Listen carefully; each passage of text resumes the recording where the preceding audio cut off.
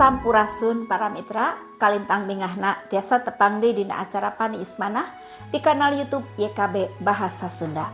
Satu acaan urang ngabandungan panglenyepan dinten ieu, mangga urang naneda nyuhunkeun pingpinan Roh Suci. Nun ama nu linggih di sawarga, abdi sadaya nyuhunkeun pingpinan Roh Suci kangge nuyun abdi sadaya dina ngalenyepan pangandika Gusti. Berkahan abdi sadaya supados tiasa ngaregepkeun sareng ngalarapkeunana dina kahirupan sadidinten.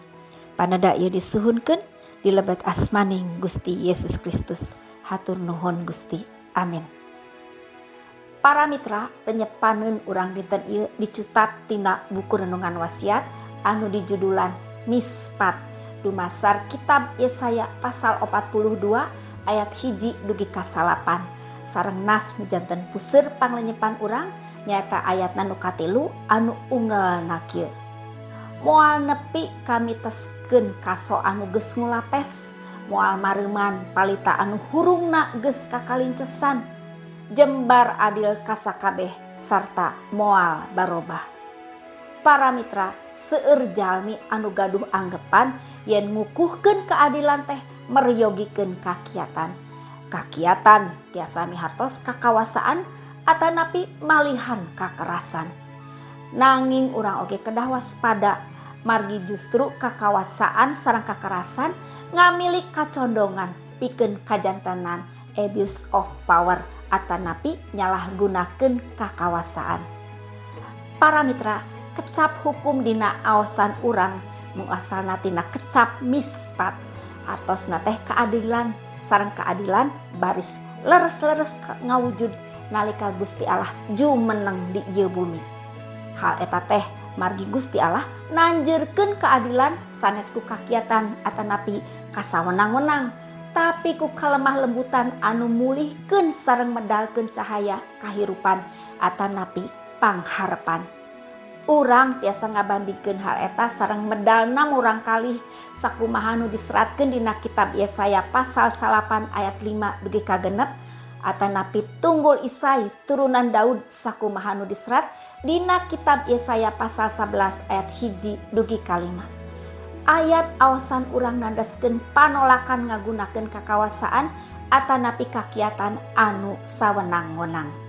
Kalemah lembutan, karendahan manah sareng welas asih anu ikhlas anu baris dipidamel ku Gusti Allah dina nanjeurkeun hukum sareng keadilanana di dunia ieu.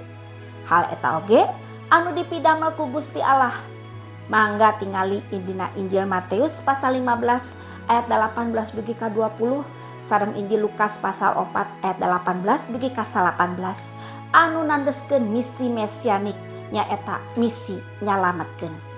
Para mitra, mangga urang ngawujudkeun mispat atanapi keadilan sareng pangersa Gusti Allah dina kahirupan urang ngalangkungan sifat lemah lembut sareng welas asih anu ikhlas anu tulus.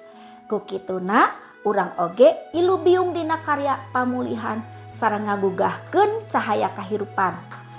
Tah eta teh tanda karajaan Allah. Mangga urang naneda. Hatur nuhun Gusti kangge panglenyepan danget ieu nu meperih abdi sadayana supados tiasa ngawujudkeun mispat atanapi keadilan sareng pangersa Gusti ngalangkungan sifat lemah lembut sareng welas asih ka sasama.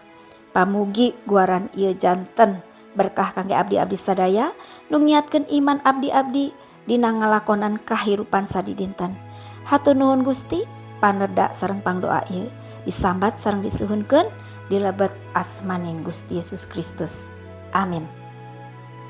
Para mitra, rupina sakitu anu kapihatur panglenyepan dinten ieu, pamugi tiasa janten berkah kanggo urang sadayana. Ulah hilap subscribe, like sareng bagikeun ka anu sanes.